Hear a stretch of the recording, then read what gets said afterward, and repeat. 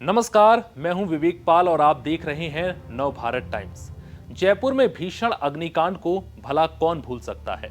दुखद खबर यह है कि शनिवार को इस हादसे में 2 और लोगों की मौत हो गई, जिसके बाद मृतकों का आंकड़ा बढ़कर 14 पहुंच गया। जयपुर में बीच हाईवे पर हुए इस अग्निकांड के बाद मची चीख पुकार ने कलेजा छलनी कर दिया।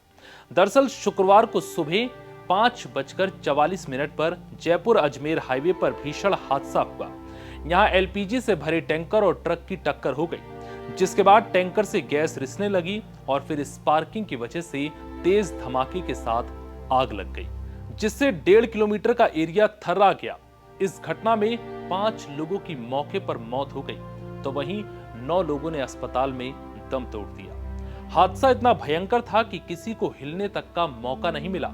मरने वालों में अहमदाबाद से ट्रक में मैगी लेकर जयपुर आ रहे रायबरेली निवासी चालक शाहबुद्दीन भी थे, जो हादसे में गंभीर रूप से झुलस गए। लेकिन इनकी मौत के पल ने हर किसी को आंखों में आंसू लाने के लिए मजबूर कर दिया।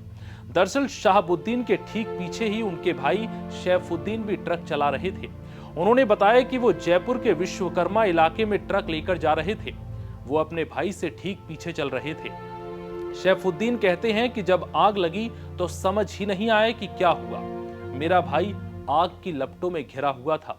उसे बचाने की कोशिश में मैं दौड़ा, लेकिन तब तक वो काफी झुलस चुका था।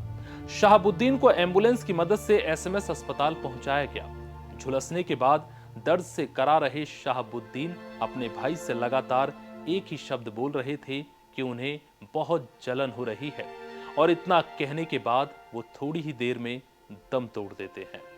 छोटे भाई के सामने बड़े भाई की ऐसी दर्दनाक मौत ने उसे सहमा दिया। शाहबुद्दीन यहां अकेले नहीं थे। ऐसे ही करीब 14 लोगों ने अपनी जान गंवाई। 5 लोग तो ऐसे थे जो चंद सेकंड में हादसे के बाद ही अपनी गाड़ी में दम तोड़ बैठे। इतना भयानक हादसा और मौत की खबर ने हर किसी को सन्न कर दिया। जिसके भी जहन में ये खबर सामने आती है, खौफ पैदा हो जाता है। दिल्ली पब्लिक स्कूल के पास हुए अग्निकांड में झुलसे 27 लोग अब भी अस्पताल में जिंदगी और मौत के बीच जंग लड़ रहे हैं। इसमें 7 वेंटिलेटर पर हैं। इस हादसे में 25 लोग 75% झुलस चुके हैं। हैरानी की बात तो यह है कि सवाई मानसिंह हॉस्पिटल पहुंचे 5 शवों की अब तक पहचान नहीं हो सकी।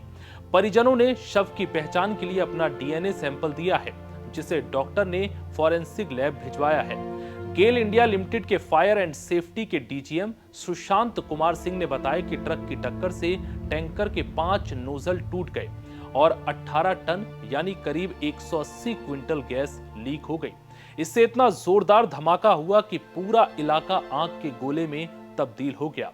जहां टैंकर में ब्लास्ट हुआ, उसे करीब 200 मीटर की दूरी पर एलपीजी से भरा एक और टैंकर था, लेकिन गनीमत रही कि उसमें आग नहीं लगी, वरना यह हादसा और भी ज्यादा भयंकर हो सकता था।